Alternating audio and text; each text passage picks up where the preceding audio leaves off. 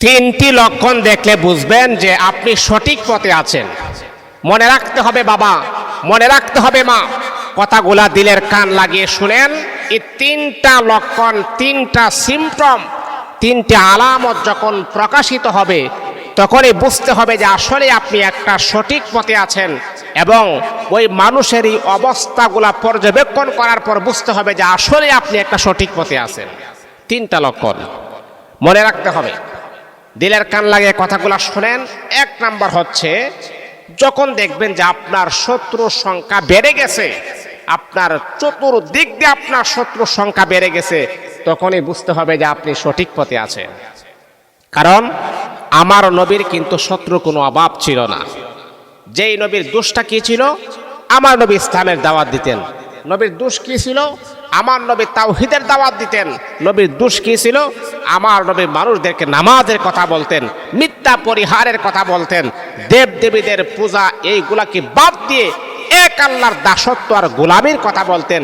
সেই জন্য আমার নবীর শত্রু নিজের ঘরের মানুষ হয়ে গেছে।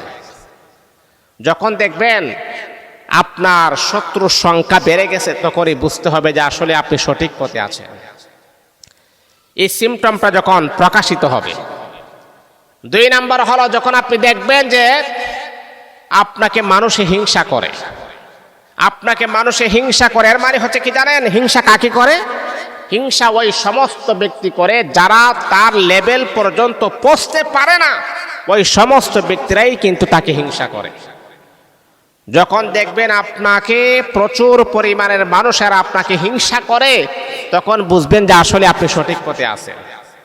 কি পথে আছেন? সঠিক পথে।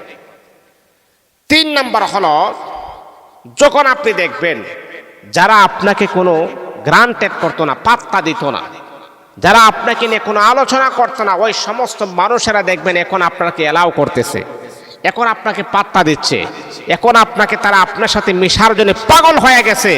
তাহলে বুঝতে হবে যে বাবা, আসলে আপনি সঠিক পথে আছেন, সঠিক পথে আছেন, সঠিক পথে আছেন। এই তিনটা সিমটম, তিনটা আলামতি প্রমাণ করে আসলে আপনি